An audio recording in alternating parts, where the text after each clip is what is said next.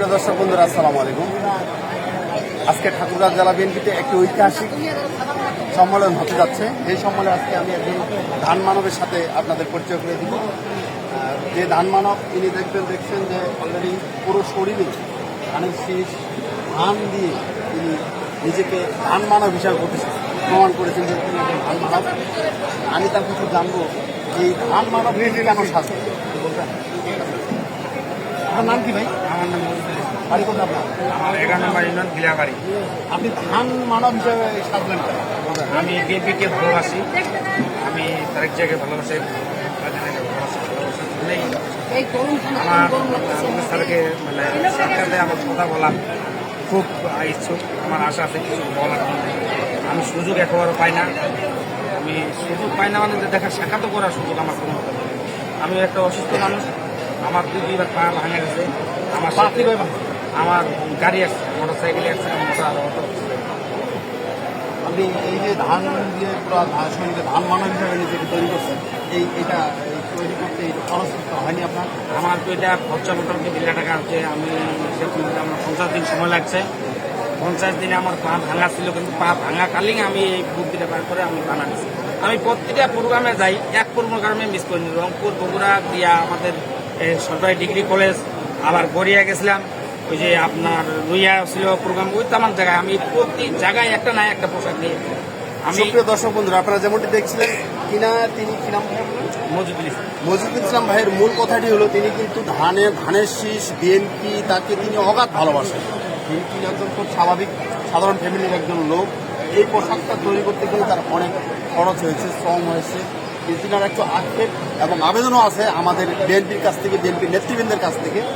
তিনার কিছু ব্যক্তিগত বিষয় আছে, এই সহযোগিতার জন্য কিন্তু আমাদের নেতাদের কাছে একটু আহ্বান করছেন।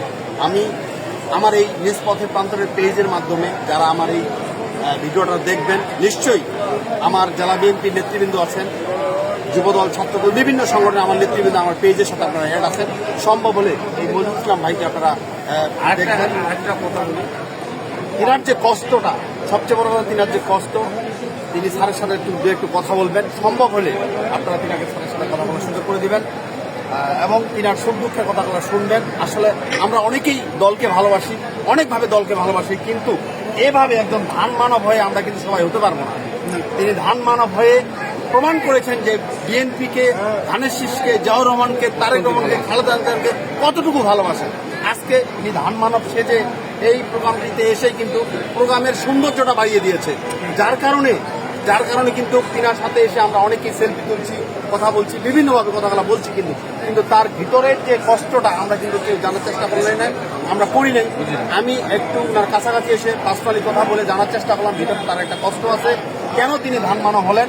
এই জন্য তিনি আমার জেলা নেতৃবৃন্দের সাথে একটু কথা বলতে চান, বিশেষ করে মহাসচিব সাথে কথা বলতে চান। ধন্যবাদ। আসসালামু আলাইকুম। আমি জুলাই আন্দোলনে আমি ফুল গোটা বলতে পারবো, আমি গোটা আন্দোলনে ছিলাম। আজ পর্যন্ত জুলাই আন্দোলন থেকে আমি কিছু পাইলাম না। আমার হাতে এখনো গুলির দাগ আছে, দেখতে পারেন। এটা ওখানে দেখেন, আমার এখানে 2টা লাগছে, আমার পায়ে লাগা আছে। কেউ আজ পর্যন্ত কোনো বিএনপির নেতা আর অথবা আমাদের কোন সেতবার বললাম, আমি সদরে ভর্তি ছিলাম, লাঠিয়া আমাকে বাইর করে দিছে, আমি কোনো কাগজ যেমনটি দেখছিলেন, তিনি কিন্তু আবারও বলতে চাচ্ছেন তিনি কিন্তু একজন জুলাই যোদ্ধা, তিনি গুলিতে আহত হয়েছেন।